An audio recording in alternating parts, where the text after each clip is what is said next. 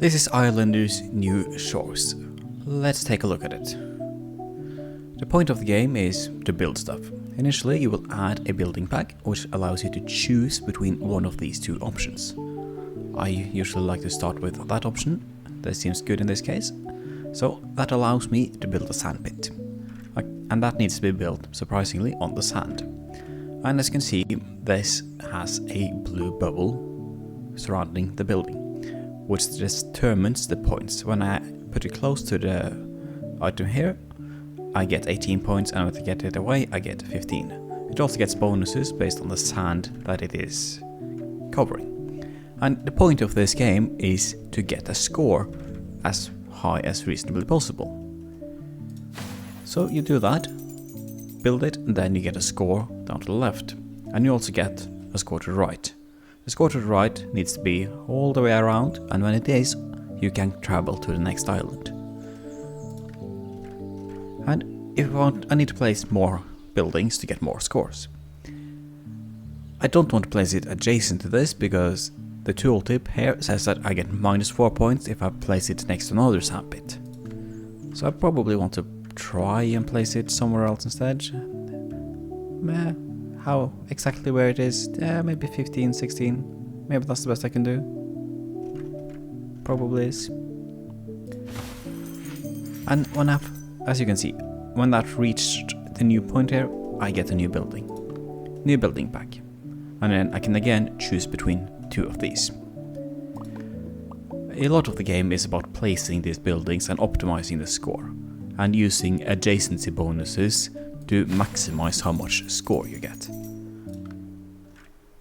But that is straight up the game. Pretty simple, not that complicated. But that really leaves the question, what is this game really? Like, what is the game trying to do? Is this a city builder? Is it a casual game? Is it a puzzle game? Like, what is it? And I thought about that for a while before I actually realized what it is. Let's skip to a island much further into a run, which means it is much more complex and much larger. You need much more score to succeed there. And let's skip to that now. This is an example of an island at, I think it is run or island number 12. So there is quite a lot of stuff here, and as you can see there's quite a lot of stuff left in terms of score to get to the next island. And I have a lot of options available to me, and I've already placed a lot of things on this island. And so coming back to the question, what is this game trying to do? Initially you might think that this is a city builder, but I don't really think that's the case. It clearly has the theme of a city builder, like the visuals and all of those things, but it lacks all of the dynamics and depth that you get from a typical city builder. There are no people running around in houses. There are no passive effects of a sawmill sawing wood sourced from a lumberjack, for example, that is required to build buildings. There's none of that. It's just there isn't really any depth or simulation that you probably expect from a lot of city builder games. And that leaves me to is this a casual game? And I think that initially the first couple of islands, yeah, I can see this game being pretty casual because you can do whatever you want. The options aren't that many, and you're unlikely to fuck up. You're unlikely to do the wrong thing that causes you to lose. At this point though, that isn't really the case anymore. I have so many options. Look at this guild door, for example. This gives me 108 here and -40 here. Where is the best place to place this? Maybe I want to plan ahead, maybe 60, maybe I can plan something over here. Doesn't really matter what it does for the sake of our argument, but this isn't casual. Placing of this isn't casual. This is you need to actually think ahead of where am I going to place this building.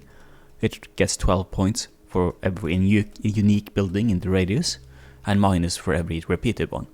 And this requires a lot of thought, a lot of planning, and that isn't casual, because you get punished quite harshly if you do the wrong thing.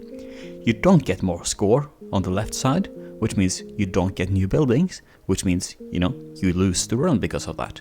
And you need to get quite a bit of score to get to the next island. There is a lot of punishment in this game, and that is not a casual friendly experience at all. And that leaves me to conclude that this game is primarily a efficiency puzzle. That specific type of puzzle, it's not about figuring out what to do with creativity or out of the box thinking. It is very much about trying to optimize. I want to place this guild hall here, and how can I get more points out of this?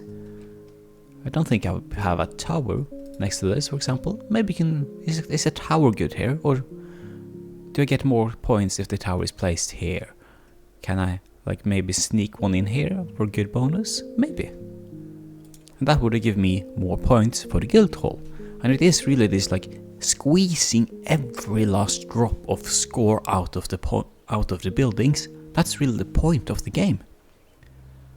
I generally believe that is what the game is primarily trying to do. That's the best experience you're going to get out of the game if you want that sort of experience. And the game looks great and all, but that isn't enough to be a casual game or a city builder. So it is about being efficient as possible. But when we conclude that this is the case, and please leave a comment if you disagree with that take, but if I want to place a guild hall here, I don't have the option of having a blueprint, which you typically have in city builders, to sort of reserve this spot or allow me to show exactly where this bubble is when I place other buildings. Maybe I want to place a hut here. Maybe I want to place a park. And I don't know the radius of, effect of this building. And I need to, go back and forth between this all of the time. And that is very frustrating, very annoying to do while you try to maximize the score. I don't think that is good. I think that's a real issue when you're having the main experience be efficiency. You lack tools like this to figure out if this is efficient or not. Then you have things like the plateau. Where can this be placed?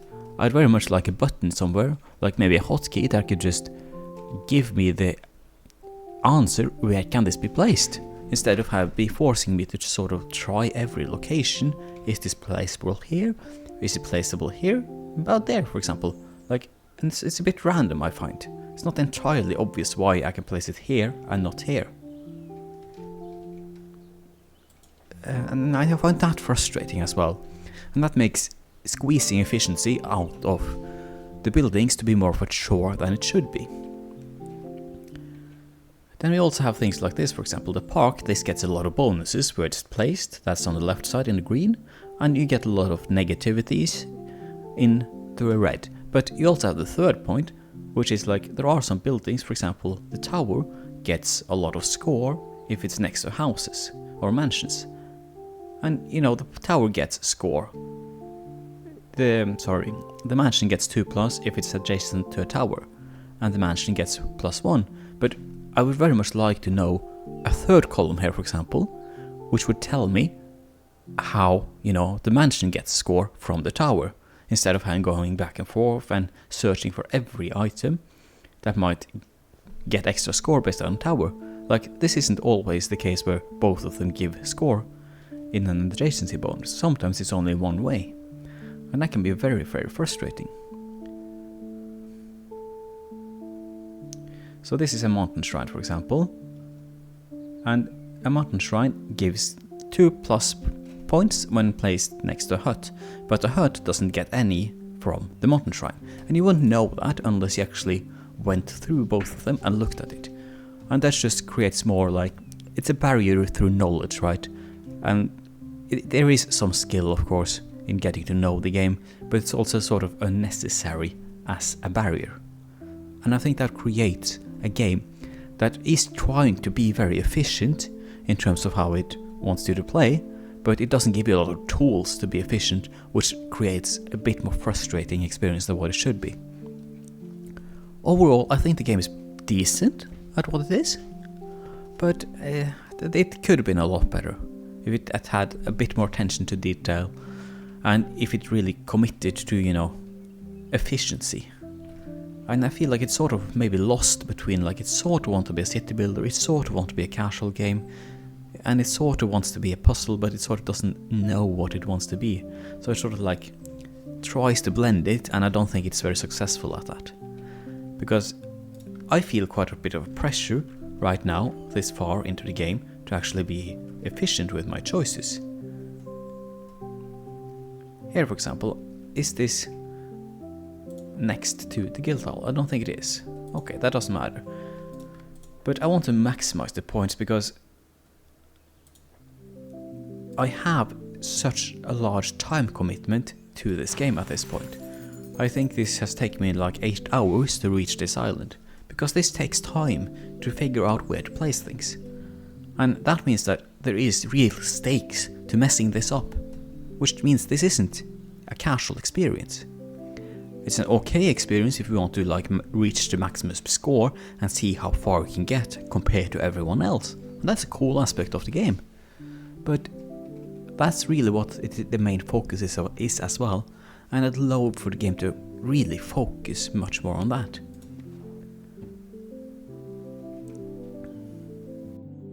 In summary, Islanders New Shores is very much an odd combination of genres.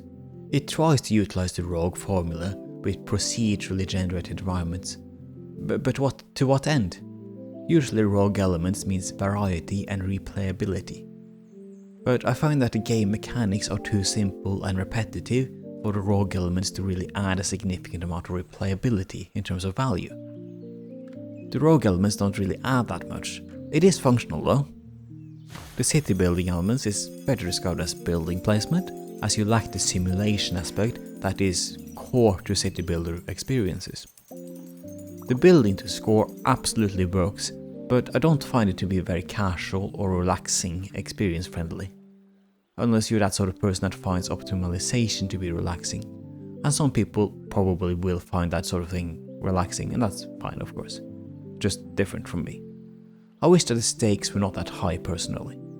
I wish I had a single island with a given size and played on that until I ran out of space or buildings, instead of trying to get to the next island with the score, because that would give me much more incentive to experiment and just push boundaries and do what I wanted, instead of being worried that 6-7 hours of effort was being wasted and I had to repeat it all.